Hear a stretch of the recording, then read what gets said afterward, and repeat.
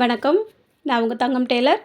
இன்றைக்கி இந்த வீடியோவில் நம்ம சப்ஸ்கிரைபர் ஒருத்தர் கமெண்ட் பண்ணியிருந்தாங்க. அவங்களுக்காக இந்த வீடியோ வந்து பார்க்கலாம். நிறைய பேர் வந்து நிறைய சந்தேகங்கள் வந்து கேட்டுகிட்டே இருக்கீங்க. இருந்தாலும் ஒரு சில முக்கியமான சந்தேகங்களுக்கு நம்ம உடனே பதில் கொடுக்குறது ரொம்ப நல்லது அப்படின்ட்டு நினைக்கிறேன்.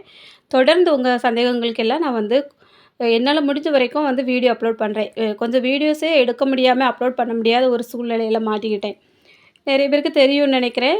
நானும் வந்து டெய்லியும் இன்றைக்கி வீடியோ போடலாம், நாளைக்கு வீடியோ போடலாம் அப்படின்னுட்டு யோசிச்சுட்டே இருப்பேன். ஆனால் அந்த நாள் வந்து அன்றைக்கி அப்படியே முடிஞ்சு போயிடுது.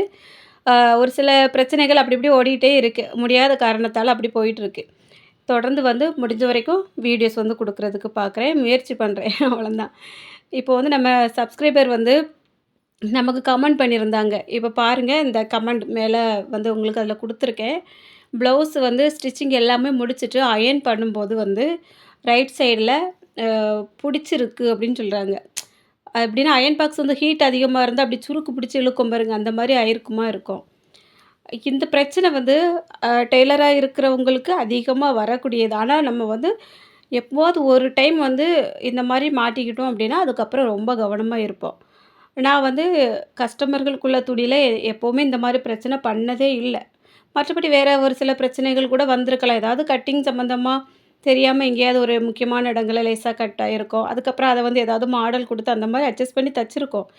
எல்லாமே வந்து ஒரு சின்ன தப்பு வரும்போது தான் அதுக்கான ஐடியாவை நம்ம யோசிப்போம். அதிலேருந்து கொஞ்சம் மாற்றி யோசிக்கிற மாதிரி நம்மளுக்கே வந்து மூளை வந்து வேலை செய்யும். அது எல்லா டெய்லருக்குமே உள்ளது தான்.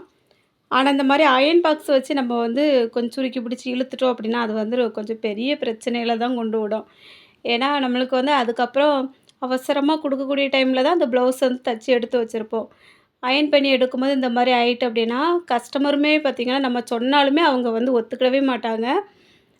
அது வந்து ஒரு ரூ. 200 துணியாக இருந்தாலுமே நம்ம வந்து ரூ. 1000க்கு துணி எடுத்து தச்சு கொடுத்தாலுமே அவங்களுக்கு வந்து அந்த திருப்தி வந்து கிடைக்கவே செய்யாது.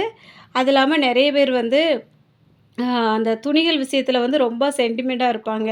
ஏதாவது ஒரு ஞாபகத்துக்காக அந்த துணிகள் வந்து எடுத்து தச்சிருப்பாங்க. யாராவது ஒருத்தர் வந்து முக்கியமாக அவங்களுக்கு எடுத்து கொடுத்துருப்பாங்க. அந்த மாதிரி இருக்கிற டைமில் நம்ம வந்து இந்த மாதிரி ஒரு சின்ன விஷயம் பண்ணிட்டோம் அப்படின்னு சொல்லும்போது அவங்க வந்து ரொம்பவே அப்செட் ஆவாங்க. அதனால் நம்ம இந்த அயர்ன் பண்ணுற விஷயத்தில் வந்து ரொம்ப கவனமாக இருக்கணும். ஃபஸ்ட்டு வந்து கட்டிங் பண்ணுற விஷயத்தில் கவனமாக இருக்கணும். அதுக்கப்புறம் தச்சு முடிச்சதுக்கப்புறம் இந்த அயர்ன் பண்ணுற விஷயம். முடிஞ்சால் நீங்கள் அயர்ன் பண்ணாமே கொடுத்துருங்க. எதுவுமே பிரச்சனையே கிடையாது. நான்லாம் பார்த்தீங்கன்னா ஒரு நிறைய துணிகள் வந்து அயர்ன் பண்ணுறதே இல்லை. இப்போலாம் வரக்கூடிய கிளாத்தெல்லாம் பார்த்தீங்கன்னா ரொம்ப மோசமாக தான் இருக்குது. நல்லா பார்க்குறதுக்கு அழகா இருக்கும். காட்டன் மாதிரியே இருக்கும். ஆனால் நம்ம அயர்ன் பாக்ஸ் வச்சதுமே கப்புன்னு அப்படியே சுருக்கி பிடிச்சி இழுத்துரும். எனக்கு வந்து கல்யாணம் ஆன புதுசில் நான் வந்து கோவிலுக்கு போகணும் அப்படின்ட்டு ஒரு புது சாரீ தான். ஒரு நாள் கட்டியிருந்தேன். 2வது நாள் வந்து ப்ளவுஸ் வந்து அயர்ன் பண்ணி கட்டிக்கிடலாம் அப்படின்ட்டு எடுக்கும்போது அந்த அயர்ன் பாக்ஸில் அப்படியே ஒட்டி ரொம்ப ஓட்ட கூட உழையில சுருக்கி பிடிச்சி இழுத்து கருத்துட்டு அந்த துணி. அதுக்கப்புறம் யூஸ் பண்ணக்கூடாது அப்படின்ட்டு பெரிய ஆட்கள் வந்து சொன்னனால அது அப்படியே வேஸ்ட்டாக தூர தான் போட்டிருந்தேன். அதுக்கப்புறம் அதுக்கு ஃபுல் வாயில் ப்ளவுஸ் தான் எடுத்து நான் வந்து உடுக்கவே செஞ்சேன். அது வந்து அந்த சாரீ கட்டுறதுக்கே அதுக்கப்புறம் மனசே இருக்காது. இந்த மாதிரிலாம் பிரச்சனைகள் வரும். அதனால் எப்போவுமே வந்து நீங்கள் முடிஞ்ச அயர்ன் பண்ணுறதா இருந்தால் அயர்ன் பண்ணுறதுக்காக ஒரு போர்வை வந்து விரிப்போம் பாருங்க, பெட்ஷீட்டு. அது வந்து நல்லா காட்டனாக இருக்கணும். அந்த பெட்ஷீட்டில் வந்து எங்கேயுமே சுருக்கம் இல்லாத மாதிரி பார்த்துடுங்க. முதல்ல அயர்ன் பாக்ஸ் வந்து எந்த பாயிண்ட் இருக்குது அப்படிங்கிறத செக் பண்ணி பார்த்துட்டு ஆன் பண்ணி அயர்ன் பாக்ஸ் சூடானதுமே அந்த போர்வையில் வந்து வச்சு நல்லா தேய்ச்சி பாருங்கள். அது வந்து எந்த அளவுக்கு ஹீட் இருக்குது. நம்ம கை வந்து வச்சா டக்குனு எடுக்க மாதிரி இருக்கக்கூடாது. கை பொறுக்கிற சூட்டில் இருக்கணும். அப்போ தான் நம்ம வந்து துணிகள்லாம் வைக்கணும். அது இல்லாமல் ஒரு டிப்ஸ் நான் சொல்கிறேன் பாருங்கள். நீங்கள் வந்து ப்ளவுஸில் டைரெக்டாக அயர்ன் பண்ணுறதுக்கு முன்னாடி கட் பண்ணி போட்ட பீஸ் ஏதாவது இருக்கும் பாருங்கள்.